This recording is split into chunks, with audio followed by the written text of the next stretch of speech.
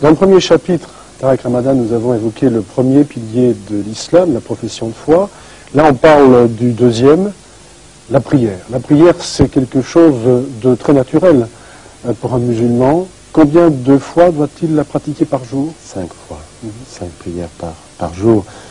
C'est vrai que pour moi, c'était fondamental dans une émission comme celle-ci de faire référence à cette dimension de la foi, cette dimension de la prière, au travers de son symbole qui n'est pas impératif, mais qui représente plusieurs choses. Ici, vous avez la représentation de la Mecque, la Kaaba. Vous avez également la représentation d'une mosquée qui peut être également la mosquée du prophète. Vous avez des tapis qui ont plusieurs motifs. C'est pas forcément celui-ci. Ici, vous avez quelque chose d'assez traditionnel. Et vous avez également l'expression par ce tapis que c'est un lieu sur lequel on va, un espace sur lequel on va sans chaussures, dans un lieu de purification, de propreté, de disposition et de prédisposition de conscience à se retrouver avec Dieu.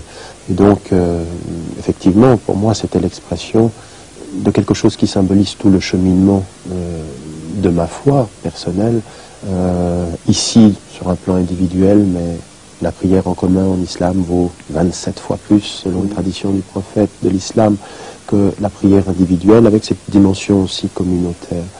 Mais oui, pour moi, et en islam, la révélation est descendue sur le prophète pendant 23 années. Mais il est une chose qu'il est lui-même allé chercher au ciel par une ascension nocturne en esprit ou encore selon les traditions, c'est la prière. Les 5 fois lui ont été révélées au ciel, dans la proximité de Dieu et non pas dans la proximité de la terre. Est-ce que la prière n'est pas un peu permanente? Je pense par exemple à l'hésychasme des orthodoxes, des orientaux chrétiens, qui n'arrêtent pas de prier. Quand vous travaillez, quand vous mangez, quand vous marchez, là maintenant, oui. Que faites-vous sinon prier? Oui.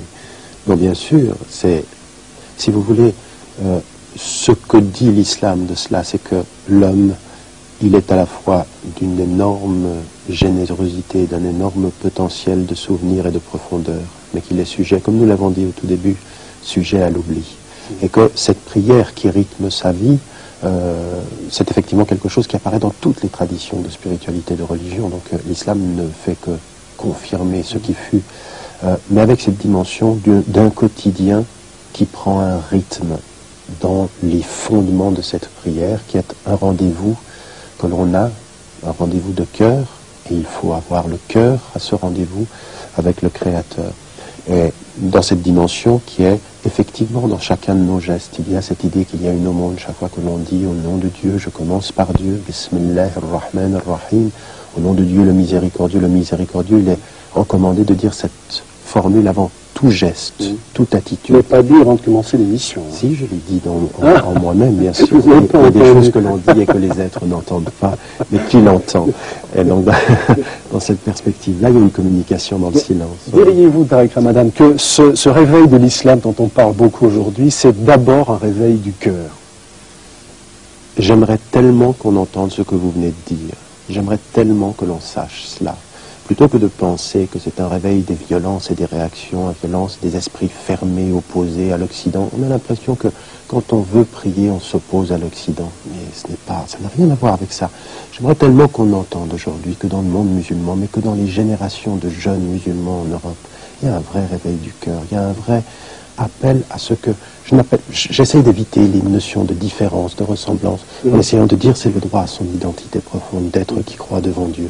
J'aimerais tellement qu'on entende ceci, qu'on entende vraiment que c'est une aspiration. Vous savez, au début de l'émission, vous avez parlé de mon grand-père, et on a parlé de mon père, mais tout ce que j'en ai vu dans le regard de ma mère qui fut sa fille, dans ce qu'elle m'a rapporté de ce qu'il fut, de ce que les gens ont vu de ce grand-père, un être d'une spiritualité, de prier la nuit, d'être tout le temps actif, et qui avait un souci. Est-il vrai qu'il faisait partie d'une confrérie soufie? Il a été à un moment donné de sa vie, effectivement, dans le Sanfia, qui était une confrérie soufie, au sens où elle restait dans la ligne orthodoxe, mais il avait un profond besoin d'être avec Dieu, d'une prière extrêmement prolongée. Et quand j'entends, et mon père m'a dit, c'est lui qui m'a enseigné comment mettre le front à terre. Et quand il me dit comment mettre le front à terre, c'est pas simplement le geste, c'est toute l'humilité de celui qui se soumet à la volonté de celui qui est au-delà de tout. Alors, vous savez, quand on entend ceci, quand dans ma vie personnelle, j'ai été éduqué dans un milieu qui m'a enseigné la spiritualité, la prière, et qu'on entend tout ce qu'on a pu dire par rapport à son activité, et on commet une erreur méthodologique. On écoute sur une personne ce qu'on en dit ses ennemis, et on n'est pas juste. Je crois qu'il serait bon, et c'est ce que j'ai essayé de faire au travers des écrits qui vont venir, de revenir à la source d'un être qui avait une dimension de foi, et que j'ai pu voir dans celui qui a été son fils spirituel, mon père, très profondément lié à cette dimension que je cite souvent, Rabbaniya, être avec Dieu, s'approcher de lui, être rempli de sa présence au point que chacun de nos gestes, comme vous l'avez dit tout à l'heure, soit une prière. Mais ça, c'est pas facile, et ça demande beaucoup de présence. C'est le lien permanent avec la transcendance qui caractérise votre spiritualité. Votre père, peu avant de quitter ce monde, vous a dit, je crois, quelque chose comme « notre problème principal, c'est la spiritualité ». Oui, il faut dire que moi, je suis né là-dedans. C'est-à-dire que mon père, c'était pas des questions de politique, c'était pas des questions de pouvoir. Ce qu'il a beaucoup travaillé, je l'ai vu pleurer de cela, isolé pendant 15 ans dans une chambre en Suisse, loin du monde pour être proche de Dieu, et de me dire avec énormément de profondeur, si seulement nous savions guérir nos cœurs, travailler à être avec Dieu, nous n'aurions pas ces problèmes d'être avec les hommes. C'est ce que j'ai compris, c'est ce que j'essaye de traduire. Et ça a été tellement important, les mots de mon père, pour un jeune musulman vivant en Europe et qui voyait ce qu'il voyait. Alors c'est tout ce que j'essaye de retransmettre. Vous savez, dans tout ce que vous avez dit tout à l'heure, il n'y a aucun mérite. Je ne fais que penser de passer un dépôt qui m'a été remis par un père qu'il avait reçu d'un grand-père.